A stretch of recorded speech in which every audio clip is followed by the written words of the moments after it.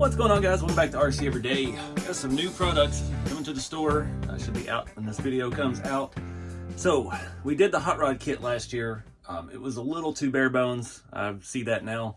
It was more involved than the rat rods and stuff, and that's already pushing it. If you don't have RC experience with custom building crawlers and stuff, then it's hard to pick up this stuff. So in an effort to make the kits a little more buildable for more people, we've added some features and redesigned the body and added a floor pan, and still uses the existing hot rod chassis. So if you already have a hot rod chassis, this will bolt right to it. The grills are still working on a couple different designs. We're trying to incorporate shock mounts into it, so you don't have to fabricate your own shock mounts like I did on the previous version. Yeah, it's just taking time, and I'm not trying to rush with it. I want this stuff to be good for you guys, good quality. So you can see I've got a couple floor plans printed. This kit is going to be $130. It's going to come with the ABS printed body and the PLA printed floor pan and 8 magnets to make the body attach and detach easily. So this solves a lot of problems with the previous kit. It's going to help you have a platform, give you space for electronics, space for interior, and it looks a whole lot cooler. So let's go over some of the features of this. So most of the production bodies are, I've got a couple orange, most of them are going to be black, because of having a black base to paint and weather on is saves you some trouble. So once you start sanding layers, if you patina like I do, having black, if you get down a little too low, it's nice. It doesn't mess up everything and have to make you do it again. So we've taken the same body that we had, and we've added inner fenders in the back, full rocker thing. We have magnet mounts made into the body, and we've added a firewall. That was one thing with the rat rods.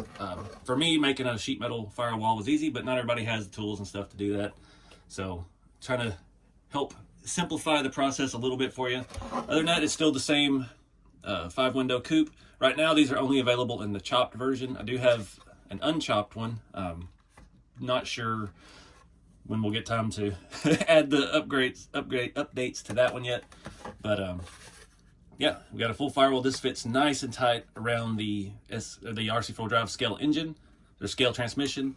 This chassis has the SSD engine mounted to it using the motor plate from the kit, and yeah, I glue all of these in with E6000 or equivalent. This is some Gorilla Glue version of it, and I just clamp them in place and let them set for a little while, a few hours at least, and yeah, works great. So now your body pops on and off super easy. It won't come off really easy. This replaces on the chassis kit the rear cross member and your transmission hanger mount. And you see how tightly this fits up against it. That was the thing we had to work on the most on this, is to get it to fit nice and snug to the transmission. I like that for rat rods and stuff, for the transmission's exposed on the interior. And it saved material of having to cover this with a thickness that's strong enough, and yeah, we just made the price go up higher. A lot of my rat rod builds, I've made I use these screws back here and make little metal plates and mount shifters too, so you could even go as far as adding linkage and stuff like that and be able to see it from your interior. So not only does that give you a place for an interior, you got a nice pad. The trans tunnel is not super huge, so you could do bench seat, you could do bucket seats, and it gives you space back here for all your electronics and your battery. So your body just pops on and off. You could make a little battery mount here, have your receiver at ESC, and run all your wirings up along the inside, so it's not exposed on the bottom. And yeah, it's a really nice way to hide stuff. Like I said, we've got plenty of space in the back of this body. Your seat would be here. Yeah, you can definitely get you a nice 3-cell in there with all of your other electronics.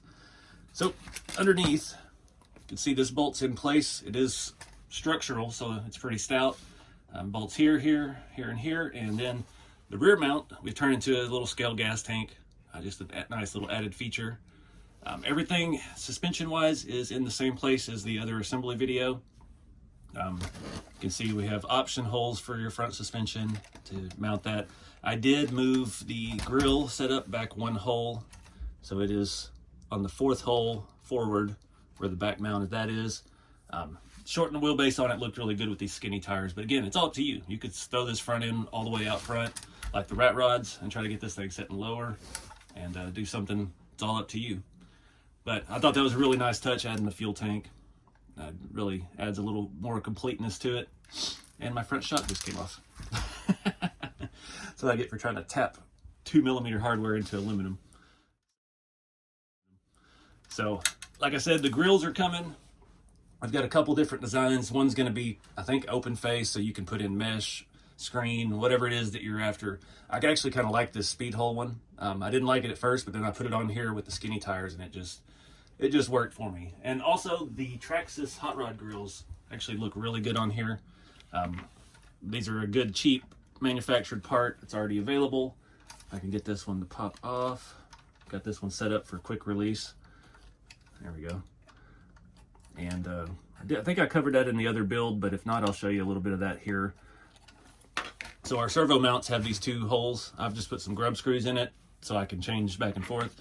On the Traxxas grill, I've got just some plastic and drilled some holes in it, and it will thread down on there. I do have to cut more of this little tab off the back because that's the body mount on the Traxxas. See, that gives you a nice look too. That's a totally different style. And when I had it mocked up before, I'd put some metal rods to the cowl to support it, and I thought it looked really nice. Don't mind my motor wire sticking out. I had to get them out of the way while we were working on all this. But yeah, that does have a motor in it. We'll bend those down. I've got it all wrapped up. This was the previously running car before I tore it apart. These are on some RC4 Drive 1.7 wheels. I think they're vintage cruisers or something like that. Very nice, period correct looking steel wheel. I've got the super wide semi tires in the front or the back, and the regular skinny tires in the back. The front, I can't tell what I'm doing right now. But not a lot to this. Like I said, it just bolts to the chassis, just like a cross member. E6000 on the magnets. The kit for $130 comes with the complete body, a complete floor pan, as you see here, and the magnets to attach them together. Screws and hardware are up to you for the chassis. And if you already have a kit, you'll take out the transmission mount and the rear mount and bolt this in its place. And this holds the transmission in the back, and everything jives and works. This is perfectly contoured. You can see up in there for the chassis rail. Really nice fit and finish. I am printing these at home to save cost. Having it commercially done like our Awesome Designs truck cabs and printed in multi-jet fusion nylon 12. Those cabs have gotten so expensive now, I don't think we're going to be able to order any more of those. We're going to have to start printing those at home as well. But this cab, this body with the added features to have commercially printed, if I ordered 50 of them, would cost me, I think, $176 a piece. So you can imagine that's just cost, and then it's got to be worthy of putting forth that much money. 50 of them, I mean, we're already in like $8,000, and yeah, it's not worth it. It's way better to do this at home. The print quality is actually really nice using the Bambu Labs X1 carbon. There's only two areas that need addressing because he's printed at an angle.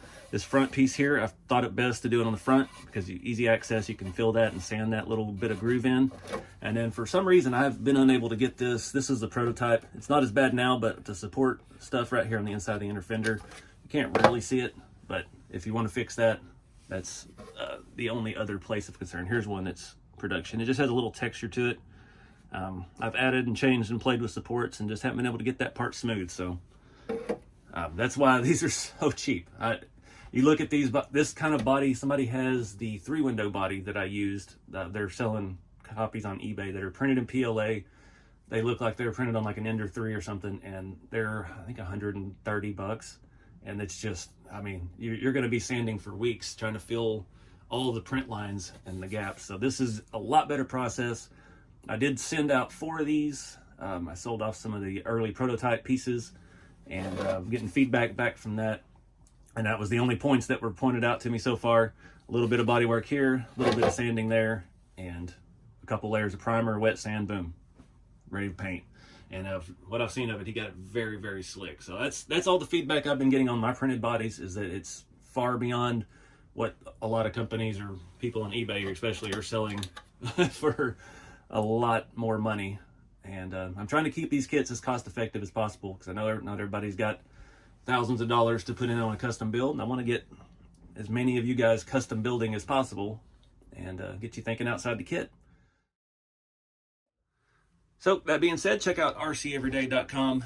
If you're curious about the chassis, the rest of the assembly, I've already got build videos on that. I'll link that to the store page so you can see how the chassis goes together. It's basically just 1/10 crawler stuff. If you've taken apart a Trail Finder 2, this will make sense to you.